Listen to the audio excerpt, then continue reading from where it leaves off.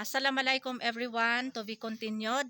Ito naman yung aking second question kay Sister Yasmin.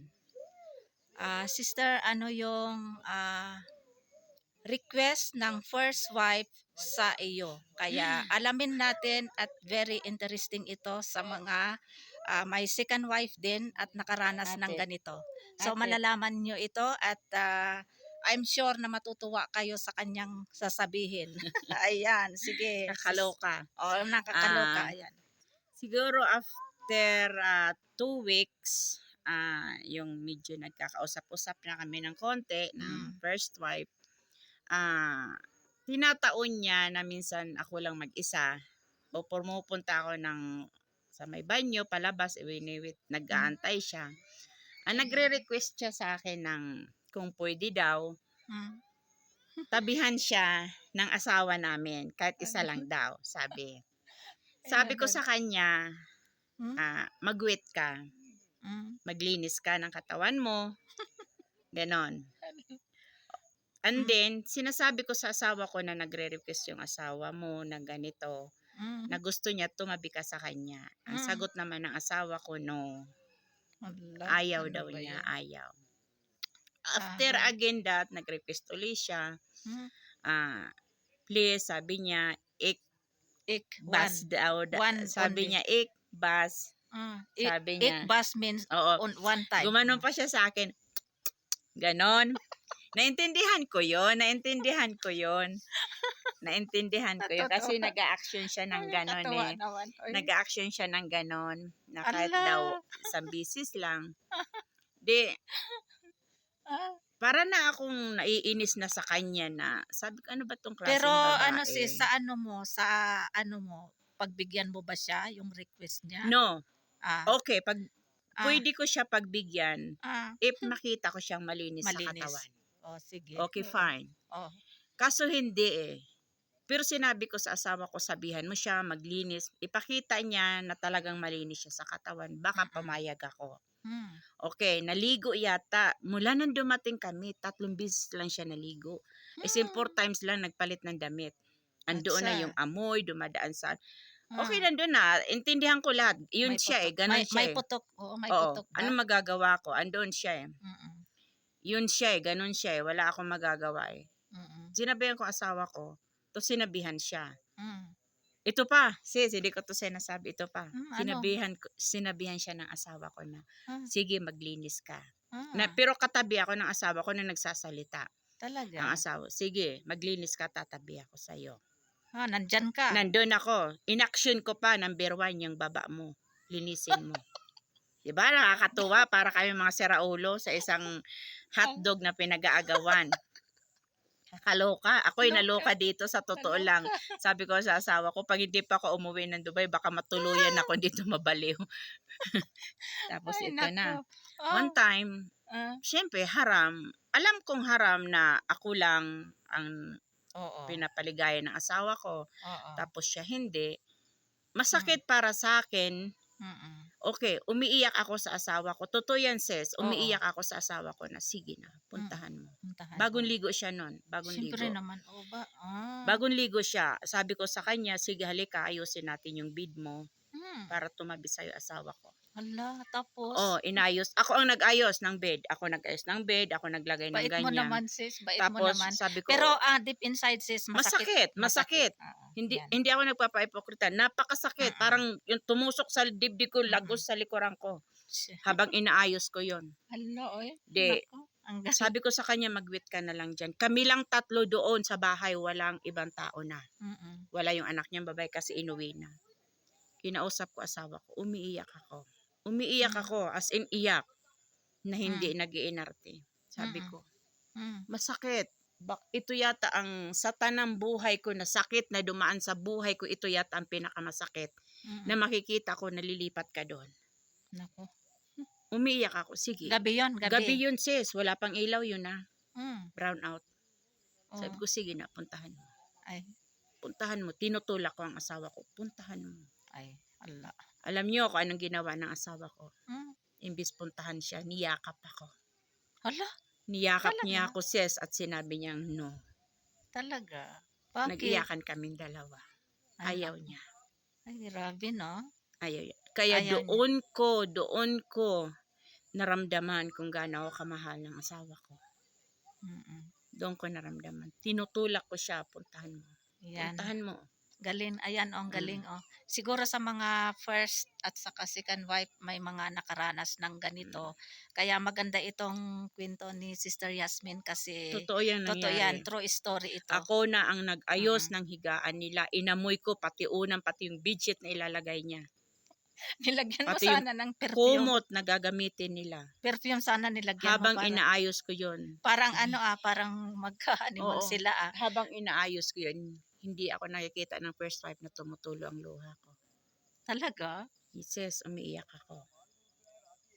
Hindi mo talaga maalis yung Oo. selos Pero wala talaga, wala Wala. talagang nangyari. Walang nangyari. Walang nangyari. Hanggang sa pumunta na ako sa kwarto namin, Mm. hinawakan ko ang kamay ng asawa ko, hinalikan ko ang asawa ko sa noo. Sabi Ay. ko, sige na, puntahan mo. Ay, June. Ay. Babae ako, nararamdaman Oo, ko alam ko yan. nangangailangan siya. Siyempre, babae tayo. Imbes na tumayo ang asawa ko, sabi pa pala ng asawa ko, baka raw mag-away na naman kami, baka daw ito naman ang dahilan para magalit ako sa kanya. Sabi ko, hindi. Hindi kasi Magalit- ikaw na yung, Magalit man ako, tanggap mo na. tanggap ko. Kasi ikaw na Masakit, wala ako magawa. tanggap ko na, tanggap mo na. Tanggap ko lahat. Pagbigyan mo siya. Babae ako, nararamdaman ko. Alam mo yung gusto niya. Oo. Siyempre, babae. Niyakap niya lang ako at sinabi niyang ayaw niya. Ayaw niya. Ayaw niya. Wala na talaga wala na Oo, talaga ayaw siyang niya. pagmamahal sa Ayaw niya. Ay nako. Yun lang. Masakit para sa kanya pero need niya rin tanggapin. Kung marunong siyang makiramdam, mararamdaman niya ayaw na sa kanya. Dahil na nga lang naawa sa kanyang asawa ko dahil wala naman na siyang mga magulang, saan siya pupunta. Kaya doon na lang. Hanggang sa umuwi na lang kami, nagkagulo-gulo pa. Oo, itong na day before yesterday night sis, Oo. no, na sinabi mo, nag-chat ako sa iyo Oo, na away yun. away yun. Nag-away sila ng asawa niya? Oo, pati ako umintra na kasi ayaw niya nang tumigil. Sinasabi ko sa asawa ko na, mali ka rin kasi. Umaalis tayo. Ipinapasyal mo kung saan-saan dito. Hindi mo siya sinasama. Dapat sinama siya. Mali nga. Mali, nandoon din siya. Hindi ko alam sa kanya. Ni magpaalaman lang, aalis na kami. Wala Sama na ka ba? talaga. Wala. Talagang wala na Wala. Wala na talaga. Mm-mm. Wala na talaga. Mm-mm. Kaya di mo Siyempre, talaga. nandun yung sakit niya, na kinikim-kim niya. Oo. Masakit talaga sis Oo, sa kanya. pero ito pa, yung pangatlong araw ko doon, himatayan siya. Nagdrama. Kasi nire-request ng kapatid na pumunta ako sa kanila. Pinagbihis ako ng asawa ko. Naka-ready na kami lahat. Nung siguro mga 3 minutes na naglalakad kami, hinabol siya ng mga pinsan, ng mga pamangkin na nahimatay. Naku. Siguro, dahil gusto siguro i-hug siya ng asawa ko, Oo. siya ang magbuhat. Oo. Imbis na siya ang magbuhat, ang mga pamangkin ang nagbuhat sa kanya. Yun pala naghihimatayan. Ramdam ko din sa kanya, nag-inarte siya ng mga time na yun. Diba? Kaya sabi ko itong experience ko dito, pagpunta dito sa Kashmir, sa Pakistan, na to talaga naman maluluka ako. Maluluka. Sana nga. Oo. Ay nako, ito yung mga experience ni Sister Yasmin. Ito pa sis, may kikwento pa ako. Tika, pahabol ito, matutuwa kayo. Sige sa next ito kasi next, mayroong matutuwa next pa kayo. Ito kasi may isa. na itong mobile ko no space. Ayan. So sige, to be continued. Mayroon pa. To be continued ito. Sige. Ito na naman ang isi-share ni Sister Yasmin, another na topic o another na karanasan. Okay, Sister Yasmin, go! Ito, mayroon naman ako sa inyo ikukwento. Sabi pa, nakakatuwa talaga to eh. Galing ako ng bathroom, dumaan ako sa kusina, nandun siya, nakita ko nakatayo, magbibihis. Sabi ko nga, ba't dito siya nagbibihis? Tinanggal niya yung Pakistani na damit. Ito yung, anong tawag nito? Shalwar, yung pajama, parang pajama. Pajama, oo. Tapos, pinakita niya sa akin yung part ng niya, yung kanyang bulaklak. Pero hindi naman buka, basta pinakita niya lang, tinaas na yung pantaas. Ala, Sabi ko, ha, ano yan? may ano ba siya? May saplot ba? Wala hindi naman pala sila gagamit ng Hindi, panty. wala, wala dito. Hindi naman pala sila Nagagamit lang sila yung pag may nirigla, lalo na yung mga dalaga. Hindi pala sila dito Dito, naggagamit ng oo, panty. wala siyang panty. Kaya naloka ako. Tapos Loka. ito pa sis, dinatnan Hindi ako. mo ba alam? Hindi. Alam ko, Ah, dinatnan ako. mm, Naubos yung dala kong sanitary pad, okay? mm, Naghihingi ako sa kanya. mm. Sabi ko, kasi ang pagkakaalam ko, gumagamit sila ng ganyan dito kasi may ganyan, di ba? Oo, gumagamit. Alam mo ba, binigyan niya ako ng, ang ginagamit lang daw ay kapra, Oo, tupi-tupiin, yan. Oo, yan. Oo, itatapal lang Oo. yan. Oo. Binigyan niya ako. Ang dumi, sabi niya, ito gamitin mo, itupi-tupi mo. Sabi ko, putang inang. Ah, Aray ko. Sabi ko, di bali na siguro, walang itapal sa pikpik ko, wag lang yun. mm. Tapos ang ginawa ng asawa ko, nagmadali siya pumunta ng market, bumili siya, no? Kasi doon sa grocery, wala din pala. Kasi ang mga ginagamit pala nila dito, yung mga ganito, Oo, tila-tila. tinutupi-tupi. Mm.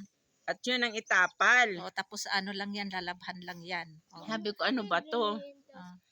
Sabi ko, ano ba to? Sige Ano sis, ba? ano Mm-mm. na kasi dumating si Fahad, maggagawa Yan na lang. naman ako. O sige, Na ganun ano. lang hang nangyari sa akin dito para malaman Oo, nyo. oo. Kasi sabi ko sa asawa ko, hindi pa ako uuwi, hindi pa ako dito sa bahay na to, baka matuluyan ako mabaliw. Oo, ayan yung mga karanasan niya Ah, dito. O sige, Sige. Okay, bye-bye. bye-bye.